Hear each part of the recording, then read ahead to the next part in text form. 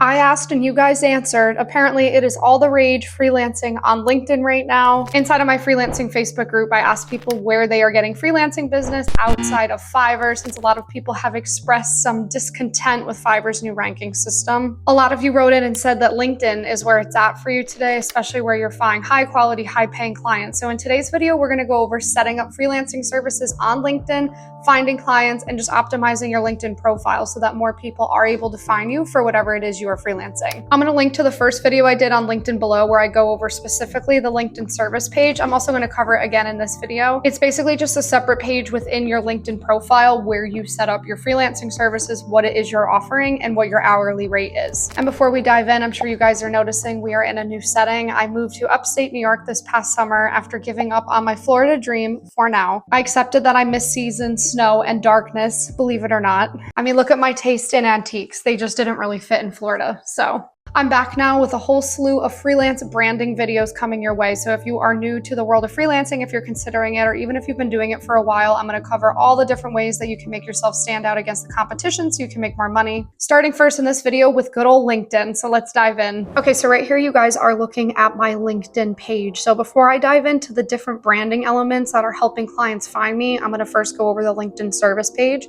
So it can be found right here in this blue bar below your bio on LinkedIn. If I click on show details, I've already set mine up, but we can go through it again. So this is basically what it looks like. It's not very big, which I actually appreciate that it's not like super overcomplicated to set this thing up. You just set up an about page, and remember, you want your keywords and everything that you're doing. So whatever it is you want to sell, for me, it's freelance writing, coaching, and branding services. Right now I have it right there in my about us page. You can add the services specifically that you provide. I kind of need to update mine.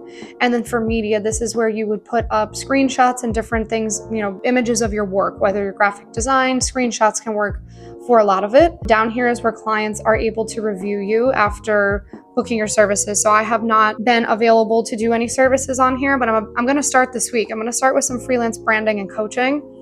In here where it says requests, these are people who have reached out to me trying to place project orders, kind of similar to Fiverr. I haven't been checking them. I've been a little irresponsible. So now that I have set up my freelance coaching services, I'm going to start checking that more often. Right here is just client projects will appear there, and then review status from completed project with people on LinkedIn.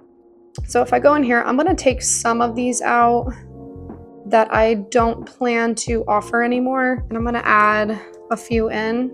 You have to pick something that's already brand consulting. Perfect. Oh, and then here's the different categories as well down below. So I'll just hit done, save.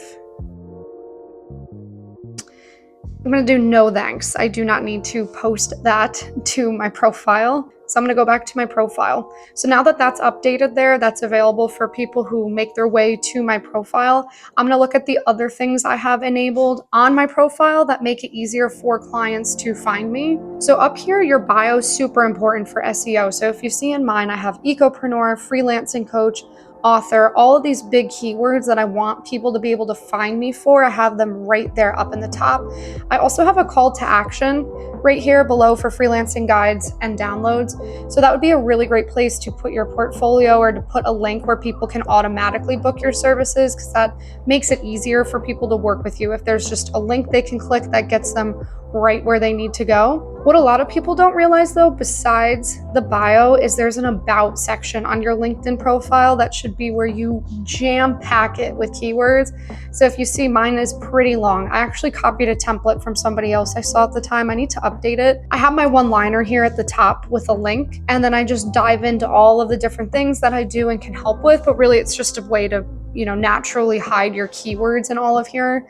And if you're somebody who's really bad at writing, I highly recommend hiring a freelancer to write this for you. You definitely don't want any typos or for it to look elementary. At the bottom, I have more call to actions of things that people can join if they want, like my free Facebook group. So that's an amazing, amazing spot for SEO. And then what's also important is LinkedIn, like any social media site, has an algorithm and it wants to see you active on it. It's more likely to promote you if it sees that you care, basically.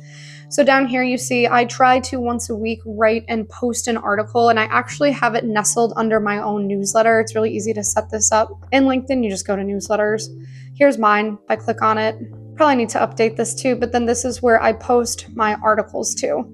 So if I want to write a new article, I just click on create new edition here. And you want to make sure you have a picture, a title, and then I'll write it. But I'll probably also write it in Word document first so that I have a copy of it just in case LinkedIn or the internet crashes. These are just some of the articles that I've written. And this just, again, shows LinkedIn that I give a crap, basically, and that it's worth promoting me to other people on their social media site. It's worth driving traffic to me. And I have over 17,000 followers just from being mildly active on LinkedIn, like mildly. And if I go up here to my messaging, I'm really bad because I haven't checked these, but I usually have messages from people every single day are reaching out to me on LinkedIn just from my activity. And I'll post in the feed here, and I'll try, and anytime I post, I'll respond to comments. That's really big for the algorithm, is just, again, being present and showing up. And another great trick would be finding other posts that are related to whatever it is you want to do and commenting under it so that people can still find you and make their way back to you. Now, the trickiest part of all is people want to know, how do you find potential paying clients on LinkedIn? So you're not going to look for other freelancers, right? Let's say that you are a graphic designer specifically for sustainable fashion brands.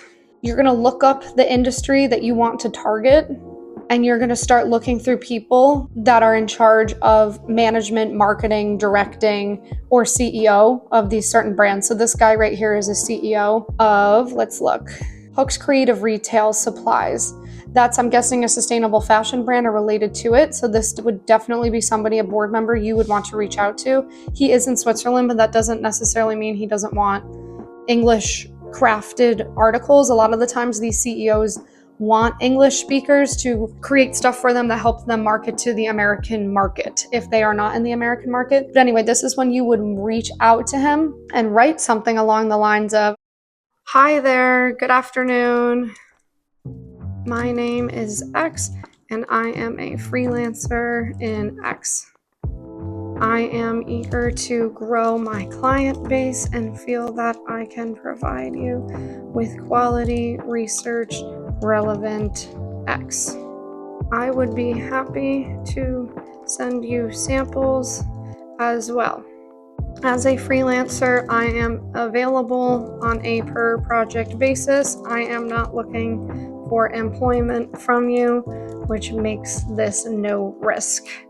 Then I'd add just some personality to it, like, "I love what your company does," and, mention X that they've done to just show that you're not a robot. "Anyways, let me know, and cheers." I always like to add something like cheers at the end because I believe it humanizes people. It makes you seem like you're not so robotic, so serious, so stuffy with this. And I just think it makes it more casual, which I think makes it less pressure filled to the person you're writing to. They feel more comfortable getting back to you when it's that gentle, basically. So you can also drive your own traffic to your LinkedIn if you want to have that be the place that you collect all of your leads. You can write in Facebook groups, you can write on social media, you can email people and just let them know, "Hey, my services are set up on LinkedIn if you want to check them out. Send me a DM on there," and that's where I'm mainly managing my business. Your LinkedIn services page is enough to be a portfolio on there, but if you feel like you should have a portfolio outside of LinkedIn, which I really don't think is necessary, there's so many sites out there today like Contra where you can set up a profile, and I'm happy to make a video about that if you guys want me to. So yeah, there's a quick overview of how to set up your freelancing services on LinkedIn, optimize your profile, and reach out to potential clients. As I always say, do not put all of your eggs in one basket. So I would not just rely on LinkedIn to pay your rent. I would also get on the other freelancing sites like Fiverr, Upwork, Legit, Contra. In another video, I'm going to go over 5 places you could be freelancing that are not Fiverr that you may not have considered. As always, I did write a book on this called Freelance Your Way to Freedom. It's 200 pages of every single thing I have ever known about freelancing, and I highly recommend reading it if this is something you want to do full time. I'm also very grateful for any reviews you might want to leave on the book, because right now I have a little over 100 on Amazon and I would love to have 1,000 reviews. So if you like this video, subscribe, hit the like button, buy my book only if you want to, and let me know what you thought about it in the comment section below. And also let me know what you think about my Carner Blue butterfly earrings, wood burned by my mother. Okay, bye.